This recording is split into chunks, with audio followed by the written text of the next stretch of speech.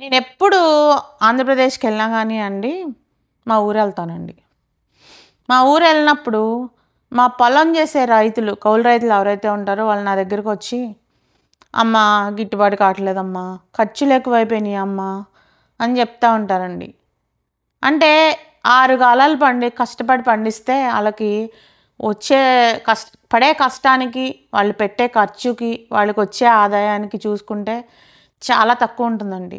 అంటే కొద్ది కాలంగా వ్యవసాయం అనేది లాభసాటి కాదు అనేది ప్రతి ఒక్కళ్ళు అనుకుంటున్నారండి. అసలు వ్యవసాయం చేసేవాళ్ళే లేకుండా పోతున్నారండి. అంటే రేపొద్దున అసలు మనం ఏం తింటాం ఈ రకంగా ఉంటే పరిస్థితి అని ఎప్పుడూ అనుకుంటా ఉంటానండి. అయితే ఆ మధ్య నేను చంద్రబాబు నాయుడు గారి అపాయింట్మెంట్ సెక్రటేరియట్‌కెళ్తున్నప్పుడు ఒక ఎన్ఆర్ఐ మిత్రుడు దొరికాడండి. ఆ ఎన్ఆర్ఐ మిత్రుడు మాటల్లో అన్నాడండి, తను నెదర్లాండ్స్ నుంచి అనుకుంటా. అన్నారు నెదర్లాండ్స్‌లో అంటండి శాటిలైట్ ద్వారా సర్వే చేసి మొత్తం అంతా శాటిలైట్ ద్వారా అసలు ఎక్కడ ఏ రీజియన్‌లో ఏ పంట పండుతుంది, ఎవరి పొలంలో ఏం పండుతుంది, ఆ పంట ఏంటి, ఆ పంటకి ఏదైనా తెగులొస్తే దానికి మందు కొట్టడం దగ్గర నుంచి అన్నీ శాటిలైట్ పర్యవేక్షణలో జరుగుతూ ఉంటాయంటండి. అయితే ఈ పద్ధతి ఏదో బాగుంది అని అప్పుడు ఇది మన ఆంధ్ర రాష్ట్రంలో వస్తే కనుక ఎంత బాగుంటుంది, నాకు కౌలు చేసే వాళ్ళ దగ్గర నుంచి ప్రతి ఒక్కళ్ళకి కూడా మంచి జరుగుతుంది కదా అనుకున్నానండి.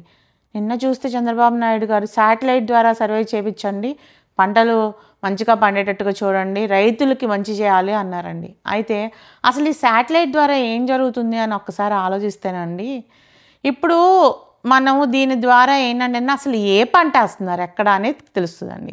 తర్వాత అక్కడ ఏదైనా తెగులొస్తే కనుక ఆ ఏరియా వరకు స్ప్రే చేయడం వలన మిగిలినంతా ఒక 5 ఎకరాలు ఉందనుకోండి, ఒక ఒక ఎకరంలోనే తెగులొచ్చిందనుకోండి, 5 ఎకరాలు స్ప్రే చేయకుండా అక్కడి వరకు మాత్రమే స్ప్రే చేయొచ్చు. అంటే మనకు పురుగు మందులు వాటికి ఖర్చు తగ్గినట్టే కదండి.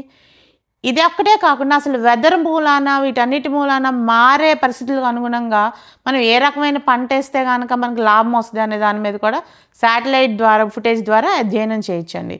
దీనివలన అసలు ఏ పంట వేయాలనే దాని దగ్గర నుంచి రైతులకి ఖర్చు తగ్గే అవకాశం అవుతుంది. దీనివలన అధిక దిగుబడులు రావటము, దానితోటి మంచి లాభం రావటము, వ్యవసాయాన్ని ముందుకు తీసుకెళ్ళటం జరుగుతుందండి. ఇదొక్కటే కాదండి, మనం పురుగు మందులు జల్లి జల్లి జల్లి మనం తినే ఆహారం అంతా విషపూరితం అవుతుంది ఈ రోజుల్లో. ఈ శాటిలైటు, డ్రోన్ టెక్నాలజీ వీటన్నిటిని అనుసంధానం చేసి వ్యవసాయం చేసే వాళ్ళకి, మనకి అన్నం పెట్టే రైతన్నకి మంచి చేయాలనుకుంటాను చంద్రబాబు నాయుడు గారి ఆలోచన ఉంది చూడండి.